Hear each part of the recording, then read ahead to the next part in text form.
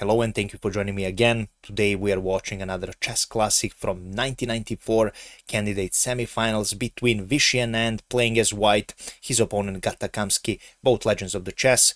One was world chess champion and one of the strongest players of all time, Vishy, and his opponent Gatakamsky, one of the top GMs back in those days, and even now he's one of the strongest players in chess today. Wonderful and sharp game in the Spanish opening, exciting until the very end. I will not spoil you with the results, but in the end you will truly enjoy it, so let's go straight into it. Vishy opened with e4, we have e5, knight to f3, knight to c6, and bishop b5. We are in Spanish game. We have a6 attacking this bishop, bishop retreats to a4, and we have knight to f6. This is so-called Morphy defense or Columbus variation. Castle giving up this pawn. You can take this pawn. This is the usual continuation of this game. I will quickly show you how this goes. After knight to e4, white has different options. White can go rook to e1, he can go d4, the sharpest line, but if you go rook to e1 is the simplest one. With after knight to c5 we have bishop picking up on c6, d picks up on c6, and we have knight picking up on e5, and this tends to be a drawn game here. But after castle we have bishop to e7 played for Gatakamsky, rook goes on e1 to protect this pawn, and we have b5 attacking this bishop, bishop retreats, we have castle for black as well. Game continued with c3 with the idea to go for d4, but right now Gatakamsky has some small surprise. He plays d5, sacrificing a pawn for the activity in the center. We have e takes on d5, knight picks up on d5, knight picks up on e5, knight takes, rook takes, and we have c6 protecting this knight here. Game continued with d4. Now also white wants to install this pawn and control center as much as he can. Game continues with bishop to d6. Now putting away this rook. Rook has to go on e1, and queen to h4, now pressuring this h2 pawn, getting ready to invade. We have g3, which is the main move. Queen goes on h3, and now it's already slightly unpleasant for the white king, although of course white is completely fine. Game continued with bishop to e3, a developing move for Vishy, and bishop g4 was played for white with the idea to invade on f3. Game continues with queen to d3, and rook a to e8 was played for black. By the way, after queen to d3, if bishop to f3, queen to f1 is what follows, and white has a defense against this threat, so it's not a checkmate. After this rook move, we have knight to d2, developing move for white. Rook goes on e6 with the idea to later maybe move this rook to h6 when the time allows it. a4 on the board. White wants to open up the position, open up the a file, because back rank would be crucial. You will see a bit later in the game. Queen goes on h5. We have a takes, and knight to e4. White now wants to get rid of some of black's pieces and release the tension on the potential attack of this white king. Bishop retreats to c7. We have bishop to d2 for white. Rook f to e8, doubling up the rooks. Bishop goes on d1, trying to exchange this white square bishop. After bishop takes, rook e takes on d1. It looks like Vishy Anand completely forgot about his knight here, and that black can simply take this rook, and the game is pretty much done for Vishy Anand. But queen takes on e4 is a possibility here. Why? Because of the weak back rank. After rook takes, rook a8 check, bishop d8, rook takes on d8, rook e8, and rook picks up on e8 is a checkmate. So after rook e takes on d1, this knight is definitely not for free. f5 was played for Gatakamsky. Knight goes on g5, attacking this rook. Rook now goes on e2, trying to pressure on the second rank.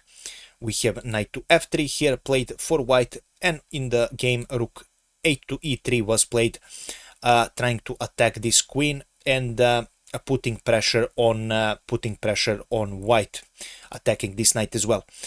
In the game, rook to a8 was played, which is the best move. King goes on f7. We have knight on g5 move, which is definitely the best. Gata finds king to g6, which is best. After knight takes on g5, if queen takes on g5 was played, it seems like you can take this knight, but after queen to e2, your queen is pinned, and after rook takes on e2, bishop takes on g5, which leaves white with the exchange up and practically a winning endgame. Knight takes on g5 check, knight g5 check actually, king to g6, and now bishop picks up on e3. The position is still not won for white, although white is for now an exchange up.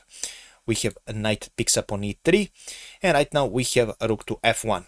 By the way, if you are wondering after knight to e3 why you cannot pick up this, because queen to h2 hangs, and after king f1, queen to f2 is a checkmate, so you have to be careful. Gatakamsky created a lot of pressure there, so after knight to e3 you have to be careful, your rook is attacked. Rook to f1 was played in the game. And now the game continued with king to g5.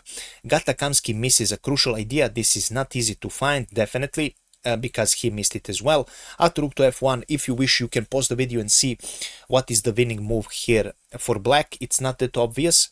It's not obvious at all, but if you wish, if you like puzzles, see if you can find the move. If you found this amazing, brilliant move, congratulations, you really have a strong sense of the position. And then winning move was actually bishop f4. Now, the idea is that now you attack this knight and you want to take it, and you want simply to have two pieces and for a rook. After bishop f4, what can you do? G takes on f4 doesn't work because queen g4 check, king h1, and queen g2 is a checkmate. After bishop f4, the strongest continuation is either to play rook to c8, rook a6, and knight to e6 was all possibility. Rook a6, simply the bishop picks up on g5, and after rook picks up on c6, bishop f6. Actually, black is a lot better here, almost 4 pawns of advantage here, because still you cannot pick up this one because of the checkmate threat, and black simply has 2 pieces and a lot stronger position here, because black king is safe, although he's not at his home square, but still much safer than the white king that is really now sweating here how to survive this attack, because some of the queen is cut off and other pieces of white are cut off, and it's really difficult to survive. Now knight to e6 was another possibility here. In that case, bishop h6 simply holds the tension, and let's say now you play rook to e8. Queen to f3 is what follows, and now you have to decide what will you give. Now computer actually recommends giving up your queen with queen picks up on e3, and after bishop picks up on e3, knight to f8 is what follows. After queen to f3, what else can you play? What is the main threat? Let's say if you ignore queen, of course queen to g2 is the checkmating threat, so how can you stop it? Computer actually says knight to f8 here, check, and king to f7, attacking both rook, but still you will have to sacrifice your queen here to stop a checkmate. So really difficult times for Vishy could have been if Gata found bishop f4 move, which is definitely not the easiest move to find. But after rook to f1, Gata misses this, and he plays king to g5, which now leads the position equal according to computer. Game continues with rook to e8 for white. We have f4 trying to break this and open up this g file and invade with the queen. Queen e4 was played for white. We have f takes on g3. We have h4 check attacking. Queen takes on h4, and finally the queens come off the board. Game continues with rook to e4 check. King to h3 was played for black, and right now we have a rook picking up on e3 here, pinning this piece and getting ready to take it. But right now black has a rook picking up on b2. This piece is, by the way, protected by this bishop, so you cannot take it. If you wish, you can go into an endgame and risk it, but this is not good. Rook goes on e7 trying to attack bishop. Bishop retreats to f4, and right now we have f takes on g3 played for white. By the way, after bishop f4, if you are greedy and you simply pick up this pawn, g takes on f2 is a devastation, because after king to h1, rook goes on e2 with the idea to put this rook on e1, and now if you give some checks, yes, you can give them, but after rook to g7, king goes on f3, and after rook, let's say, to f7, rook to e1, and you cannot come closer with your king here. We will simply take. If you don't accept that, we will simply take your rook, and we will promote to queen. So the game is done here. No way of stopping the checkmate in the next few moves. So after bishop to f4, we have f takes on g3 for white, rook g2 check, king h1, we have rook to h2 check, king goes on g1, rook g2 check, king to h1, and this is already in the 14th move. Probably the players wanted to go into additional time control. we have rook to h2, king to g1, and right now after bishop to g5, Agata Kamsky tried something to see if black will fall into it. Of course, Vishy plays rook to e5 again. If you decide to take this, this is a blunder, because right now bishop e3 leads to a rook to f2 is a must, and after rook takes on f2, you're losing this game. A last attempt, rook to e5, of course, Vishy sees that he has to protect, this king is cornered here, and after rook to g2 and king to h1, players agreed to a draw, and this is how this wonderful and sharp game ended. I really hope you enjoyed it. If you did, please make sure to leave a comment, like, and share this game with other people who enjoy chess. If you wish to improve at chess, you can check the link in the description of this video. A wonderful community that teaches you everything: openings, endgames, middle games, strategy, how to calculate, and everything else you might need about chess, of course, tactics included.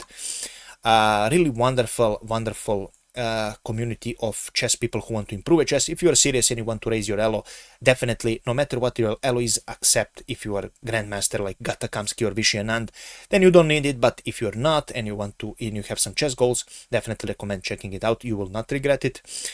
And with that being said, guys, if you enjoyed this game, please share the comments, impressions about this game. If I miss something in analysis, do let me know. And if you find the brilliant bishop f4, congratulations, then you are probably some grandmaster. You are really strong. Thank you so much for watching, and I wish you a pleasant day. Bye bye.